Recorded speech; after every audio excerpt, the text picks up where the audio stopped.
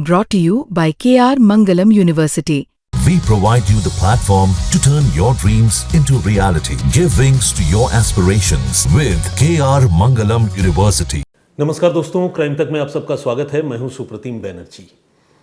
लगातार पिछले कई दिनों से आप लोग भारत पाकिस्तान के बीच तनाव और तकरीबन जंग वाले हालात और अब जासूसी रैकेट का खुलासा, इस तरह की खबरें देख और सुन रहे हैं।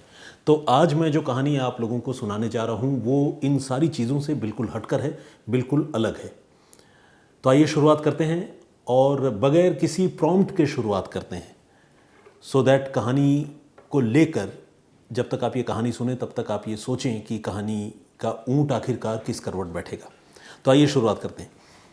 ये बात है साल 2010 की, और जहाँ की ये बात है वो है उत्तर प्रदेश का रामपुर ज़िला।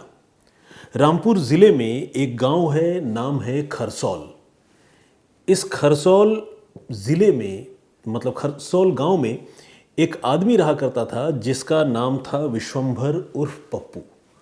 ये एक सीधा साधा ग्रामीण आदमी था और फैमिली मैन था, बच्चे थे, जिम्मेदारी थी। तो ये गांव के कोने पर चाय पकौड़ी का एक ठेला लगाया करता था, मेहनतकश आदमी। और साथ में अपने फैमिली को सपोर्ट करने के लिए, कुछ एक्स्ट्रा इनकम करने के लिए वो एक प्राइवेट बीमा कंपनी के एजेंट के तौर पर भी काम किया करता था। रोज़ सुबह वो पूरी तैयारी के साथ बेसन, प्याज, अदरक ये सब लेकर ठेले में जाया करता था गांव के कोने पर। वहीं दुकान लगाता, दिन भर दुकानदारी करने के बाद थका हारा घर लौटता था। यही उसकी ज़िंदगी थी। बीच में कुछ ऐसे ग्राहक उसे मिलते थे जिनसे वो इंश्योरेंस के लिए परसू करता था, बातचीत करता था और उनके बीमा करवाकर कुछ कमीशन जो भी मिल पाता था वो अपने पास रखता था। तो इसी तरह से विश्वंभर उर्फ पप्पू की ज़िंदगी चल रही थी। लेकिन गुजरते वक्त के साथ ज़िंदगी में एक ट्विस्ट आया। ट्विस्ट ये हुआ कि कुछ पारिवारिक ज़मीन जायदाद का मामला, जैसा कि गाँव में होता है, तकरीबन हर परिवार के साथ होता है, आपको पता है, वैसा ही विश्वंभर के साथ भी था। इनके भी कुछ पारिवारिक ज़मीन का मामला ऐसा था जिसमें विश्वंभर के मौसेरे भाई के साथ उसकी कुछ अनबन चल रही थी। ये अनबन पहले हल्का फुल्का रहा, शिकायतों के लहजे में रहा, बात बहस के तरीके में रहा, लेकिन फिर धीरे धीरे बात बढ़ती गई और बिगड़ती गई। एक दिन हुआ ये कि विश्वंभर का अपने मौसेरे भाई के साथ उसी ज़मीन के हिस्से को लेकर, जिस पर विवाद था, काफ़ी ज़ोर कहासुनी हुई और फिर दोनों के बीच में लड़ाई हो गई, दोनों के बीच में मारपीट हो गई। और ये सब कुछ हुआ गांव वालों की मौजूदगी में, पब्लिक व्यू में। लोगों ने किसी तरह से दोनों भाइयों को छुड़ाया। दोनों के परिवार के लोग भी एक दूसरे के आड़े आ गए थे और फिर छुड़ाने के बाद दोनों को शांत किया गया। गाँव के जो बड़े बुजुर्ग थे उन्होंने कहा कि भाई, परिवार की बात है, ऐसे लड़ाई झगड़े से क्या मिलना है, शांति से रहो, आपस में बातचीत कर लो, समझौता कर लो, जैसा होता है। तो विश्वंभर और उसका मौसेरा भाई उस वक्त तो शांत हो गए और वो चुपचाप अपने अपने घरों में चले गए। लेकिन शायद जो विश्वंभर का भाई था वो मन से या अंदर से शांत नहीं हुआ था। उसके मन में विश्वंभर के प्रति बड़ी नफरत और बहुत ज़्यादा गुस्सा भरा हुआ था। कुछ रोज़ गुजरे और उसके बाद इस पूरे घटनाक्रम में सबसे भयानक मोड़ आया। एक दिन हुआ ये कि शाम को पकौड़ी का ठेला लगाकर वो जो पकौड़े बेचा करता था वहाँ से वो लौट कर घर आ रहा था। लेकिन अभी घर के रास्ते में ही था, तब तक विश्वंभर उर्फ पप्पू का जो मौसेरा भाई है वो आया पूरी तैयारी से। उसके पास तमंचा था और उसने बिल्कुल करीब से गोली मार दी। गोली मारी तो गोली विश्वंभर के पीठ में जाकर लगी और गोली पैवस्त हो गई, शरीर के अंदर घुस गई। कई इंटरनल ऑर्गन को गोली ने डैमेज किया, खून की धार बह निकली। वो मौसेरा भाई तो वहाँ से फरार हो गया, लेकिन विश्वंभर जब गिर पड़ा और लोगों की नज़र उस पर पड़ी तो लोग घबरा गए। लोगों ने फ़ौरन पुलिस को इन्फॉर्म किया और विश्वंभर को उठाकर नज़दीक के अस्पताल लेकर गए। ऐसा ही होता है। हॉस्पिटल में लेकर जाने के बाद डॉक्टरों ने जब विश्वंभर को एग्ज़ामिन किया तो डॉक्टर निराश हो गए, क्योंकि अब उसके जिस्म में जान नहीं बची थी, विश्वंभर की मौत हो चुकी थी। तो ये क्लियर कट एक मर्डर का मामला था और मर्डर का इल्ज़ाम जो है वो विश्वंभर के मौसेरे भाई पर ही था। तो इस सिलसिले में जब पुलिस को जानकारी मिली और पुलिस ने तफ्तीश शुरू की तो मौसेरा भाई का नाम भी उभर कर सामने आया। पुलिस ने उससे भी हिरासत में लिया। दोनों परिवारों के बीच में विवाद था। कुछ दिनों तक मौसेरा भाई गिरफ्त में भी रहा पुलिस के, लेकिन धीरे धीरे चूंकि परिवार के बीच का मामला था और भी नाते रिश्तेदार बीच में आए, और एक तरह से देखा जाए तो इतने भयानक मर्डर के मामले में भी इस केस को ठीक तरह से परसू नहीं किया गया और उस केस को एक लॉजिकल एंड तक नहीं ले जाया गया, और बगैर जो मौसेरा भाई है उसको कोई सज़ा दिलाए ही ये केस जो है बीच में ही ठंडे बस्ते में चला गया। इस तरह से विश्वंभर की मौत हो गई। विश्वंभर के बच्चे जो है वो यतीम हो गए। घर में वाइफ थी वो विधवा हो गई और पूरे परिवार पर बहुत बड़ा संकट आन पड़ा। हालांकि जिन परिवार वालों ने इस मामले में समझौते की या मामले को शांत कराने की कोशिश की थी, उनकी तरफ से बीच बीच में विश्वंभर के परिवार को मदद की जाती रही, लेकिन परिवार का मुखिया जब चला जाता है तो सारी कोशिशें, सारी मदद जो है वो नाकाफ़ी साबित होती है, अनटिल एंड अनलेस सरकार की ओर से कोई बहुत बड़ी रकम लाखों रुपए की दे दी जाए। तो ये मर्डर का एक ऐसा मामला था जिसमें उस तरह के मुआवजे की कोई बात तो थी ही नहीं। खैर, वक्त गुजरता रहा। विश्वंभर को इस दुनिया से गए कई साल गुजर गए, तकरीबन 4 साल गुजर गए, और 4 साल गुजरने के बाद अब इस मामले में फिर से एक नया मोड़ आया। इस बार ये नया मोड़ जो है उस खरसौल गांव में नहीं आया, बल्कि खरसौल गांव से 2 किलोमीटर की दूरी पर एक और गांव है, वहां पर आया। वो गांव जो है उसका नाम है तारापुर, और वो इत्तेफाक से रामपुर ज़िले की हद में भी नहीं आता, बल्कि पड़ोस में ज़िला है मुरादाबाद।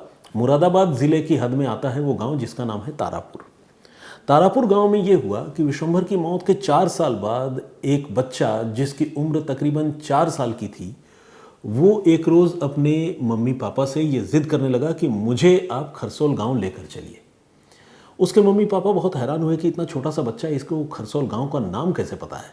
लेकिन फिर उन्होंने सोचा कि शायद कहीं किसी से सुन लिया होगा, ज़िद कर रहा है। अब मम्मी पापा ने पहले तो उसकी बात सुनी और उसे अनसुनी कर दी। ऐसे भी इतने छोटे बच्चों की बातों को और हर बात को बहुत सीरियसली तो लोग लेते नहीं, लाइटली लेते हैं। लगता है कि भाई ऐसा ही कुछ बोल रहा है बच्चा है, तो ऐसा ही कुछ बोल रहा है वाले मोड पे घर वाले थे। लेकिन ये जिद पे अड़ गया कि मुझे खरसौल गांव जाना है। उस दिन तो बात गुजर गई, आई गई हो गई। एक दिन 2 दिन रुक के ये बच्चा फिर से जिद पकड़ने लगा। इस बच्चे का नाम है राजेश। तो ये जो राजेश है, इसने अपने मम्मी पापा से ये कहा कि मुझे खरसौल गांव जाना है। जिद पर अड़ गया, और जब मम्मी पापा ने मना किया तो ये इतना गुस्सा हुआ कि इसने खुद अपने आप को ताबड़तोड़ थप्पड़ मारने की शुरुआत कर दी। अब छोटा बच्चा था 4 साल का, वो जिद कर रहा था तमाम तरीके से, लेकिन अपने माँ बाप को मनाने के लिए या उन पर प्रभाव डालने के लिए उसने खुद को ही पीटना शुरू कर दिया। अब मम्मी पापा ने ये देखा तो उन्होंने राजेश को संभाला, रोका, बोला कि अरे क्या कर रहे हो। तो वो जिद पे था कि नहीं, मैं जाऊंगा, वहीं गांव जाऊंगा तभी मानूंगा।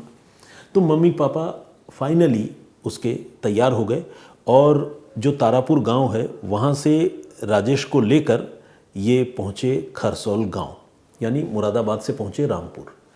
अब खरसौल गांव में जब पहुँचे तो यहाँ 4 सालों का वक्त गुजर चुका था, और राजेश के मम्मी पापा के मन में ये कौतूहल था कि हमारा ये बच्चा उस गांव में जाना क्यों चाहता है।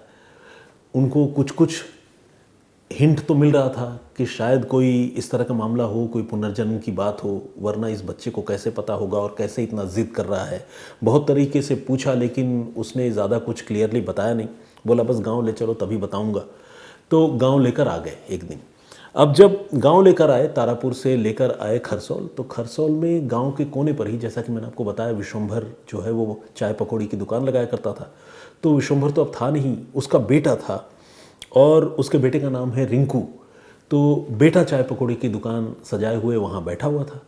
तो खरसौल पहुँचते ही ये जो बच्चा है, इसने सबसे पहले कहा कि मुझे उस दुकान में जाना है, चाय पकौड़ी की दुकान में। तो मम्मी पापा को लगा कि शायद कुछ खाना वाना चाहता है, बच्चा है, मचल रहा होगा, तो लेकर गए चाय पकौड़ी वाली दुकान में। और वहाँ पर जब रिंकू बैठा हुआ था तो इस बच्चे ने जाकर सीधे उसे नाम से बुलाया, बोला रिंकू। बच्चा भी चौंका कि इतना छोटा सा बच्चा 4 साल का, ये मुझे नाम से पुकार रहा है, और कैसे पुकार रहा है, मतलब मैंने कभी इस बच्चे को देखा तक नहीं।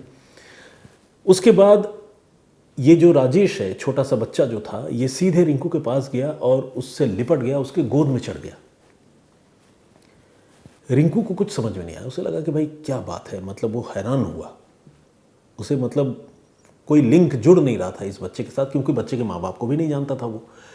बच्चे के माँ बाप ने कहा कि देखो जी, हम तो तारापुर गांव से आए हैं, हमारा ये बच्चा जो है वो लगातार जिद करता है, बोलता है कि खरसोल गांव लेकर चलो और वहाँ मैं कोई आपको कहानी सुनाऊंगा, कुछ लोगों से मिलाऊंगा, तो हम लेकर आए। हमें पता नहीं क्या मामला है, कहीं ऐसा ना हो कि कोई पुनर्जन्म वाली बात हो। तो रिंकू ने अब बच्चे से पूछा कि हाँ बेटा बताओ क्या बात है। राजेश जो छोटा सा था, तो इस छोटे से बच्चे ने, 4 साल के बच्चे ने रिंकू से कहा कि बेटा मैं नहीं, बेटा तुम हो, और मैं हूँ तुम्हारा पापा, मेरा नाम है विश्वंभर उर्फ पप्पू।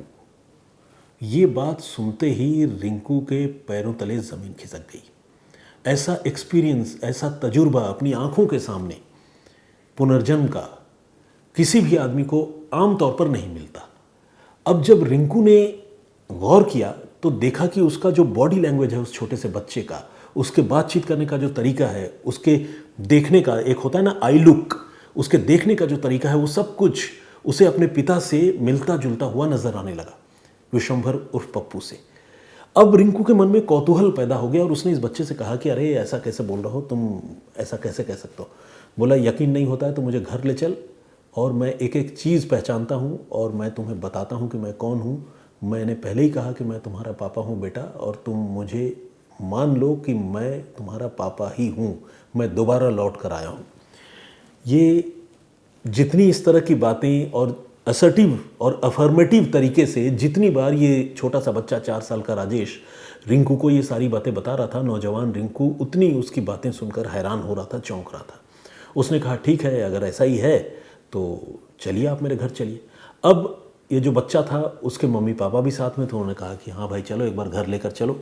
रिंकू ने उस चाय पकौड़े की दुकान में किसी की ड्यूटी लगाई कि तू संभाल, मैं इनको लेकर घर जाता हूँ। फिर इस बच्चे को लेकर वो अपने घर पहुँचा। जब घर पहुँचा तो घर की एक एक चीज़, दरो दीवार, गांव की गलियां, सब कुछ देखकर ये बच्चा लगातार पहचान रहा था और लगातार बता रहा था कि अरे ये तो उसका घर है, ये तो उसकी गली है, ये तो उस फैमिली का ट्रैक्टर है। इस तरह की एक एक चीज़ें लगातार ये बच्चा बताता जा रहा था और अपने घर का रास्ता भी रिंकू से पहले इसी ने बताया और कहा कि चलो ले चलो मुझे। फिर वो गया साथ में जाने के बाद घर में रिंकू की माँ थी, यानी विश्वंभर उर्फ पप्पू की जो पत्नी है, मतलब जो अभी बेवा थी, विधवा थी, वो वहाँ पर थी। तो उसे देखते ही इस छोटे से बच्चे ने लक्ष्मी कहकर पुकारा।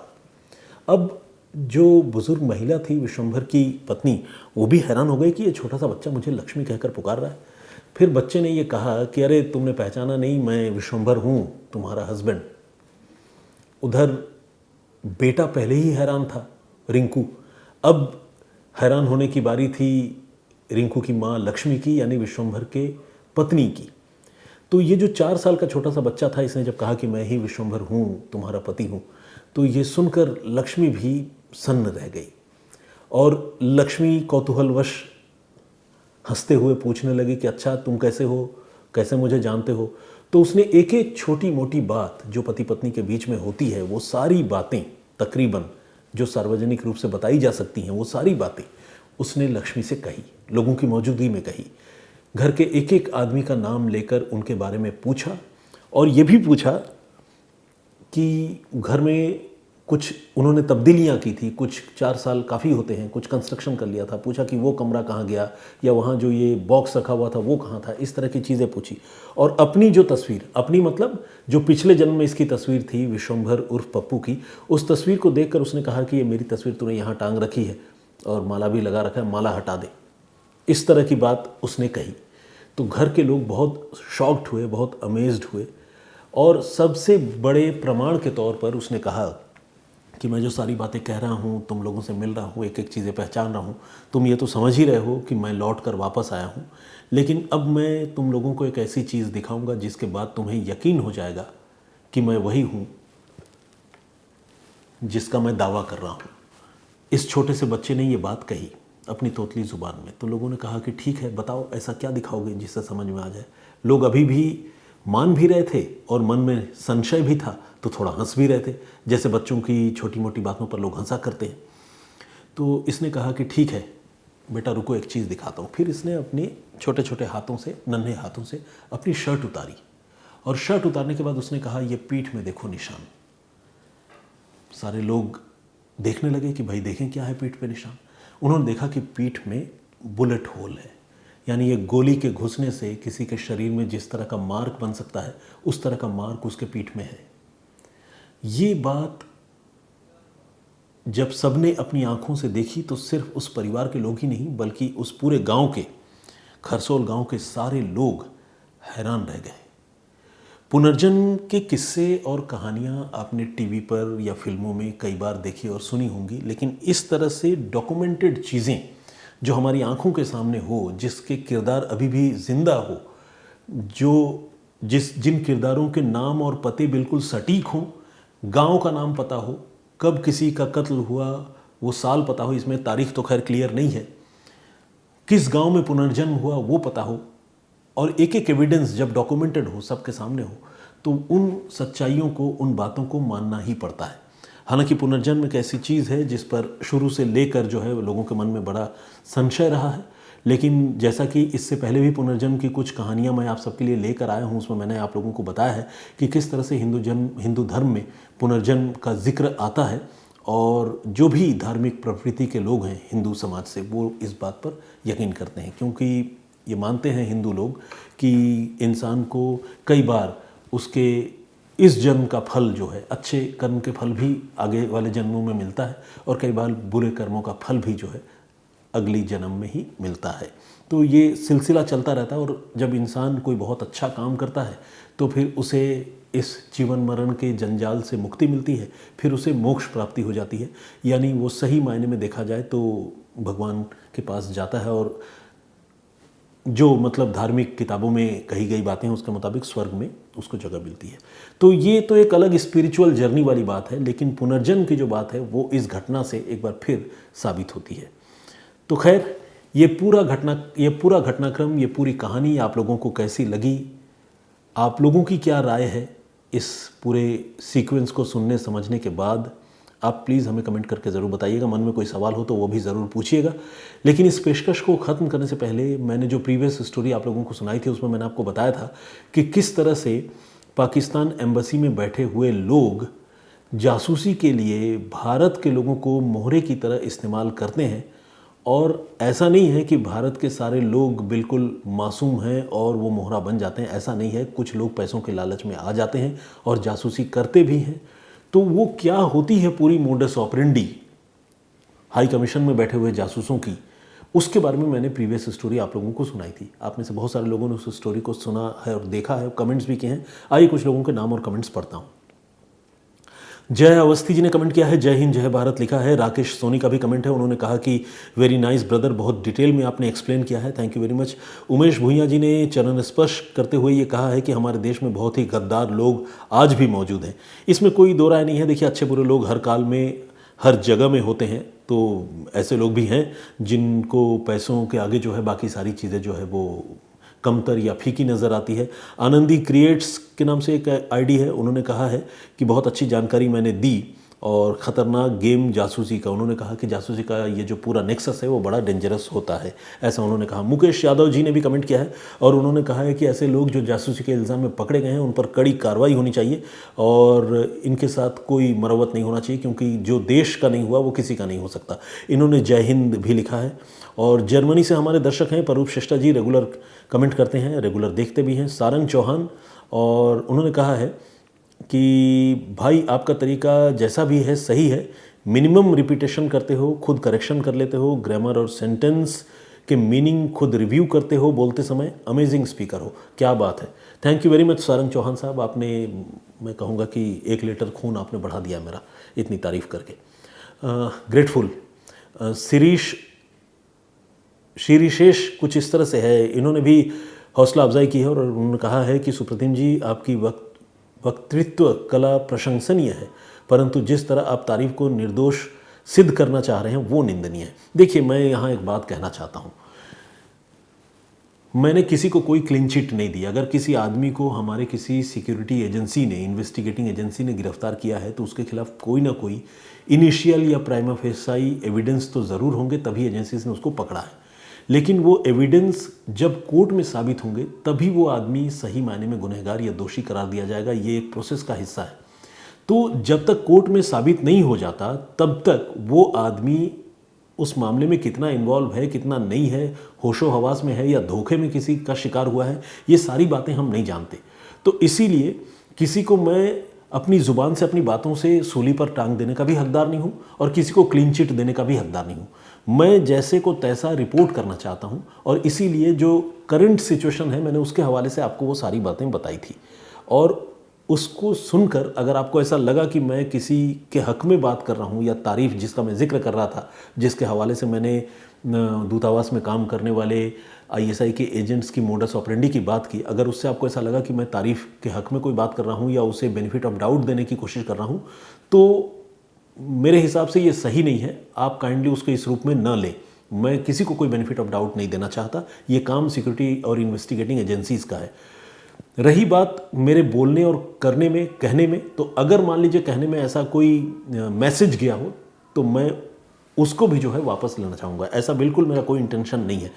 मैं किसी को क्यों क्लीन चिट दूंगा और किसी को क्यों मैं कहूँगा कि हाँ भाई यही दोषी है। जो जैसा हो रहा है वैसे ही मैं रिपोर्टिंग करना चाहता हूँ। लेकिन ह्यूमन बीइंग हूँ, कई बार बोलते वक्त शायद आपको ऐसा लगता हो कि मैं उसको जो है बेनिफिट ऑफ डाउट दे रहा हूँ, लेकिन ऐसा बिल्कुल नहीं है।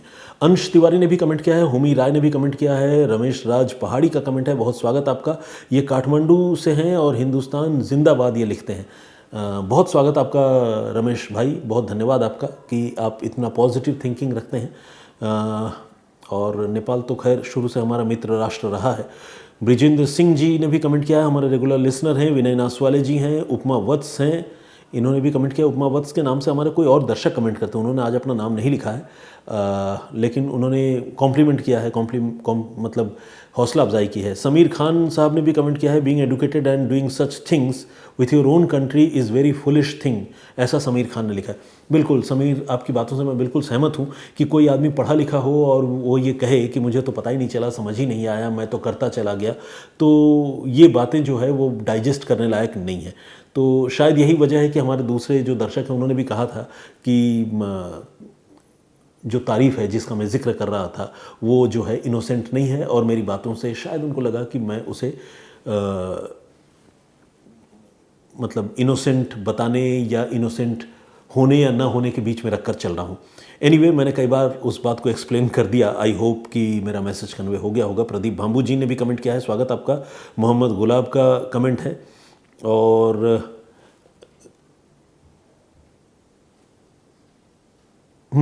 Thank you very much. Yunus Sheikh साहब ने भी कमेंट किया है, ये नांदेड़ महाराष्ट्र से हैं। शंकर लाल बिश्नोई ने भी कमेंट किया है, बहुत धन्यवाद आपका। आज के लिए इतना ही। आप सबका बहुत बहुत धन्यवाद। मैं फिर हाजिर हूँगा किसी और कहानी, किसी और वाक़े के साथ। तब तक आप अपना बहुत ख्याल रखिए, सुरक्षित रहिए। जय हिंद, जय भारत।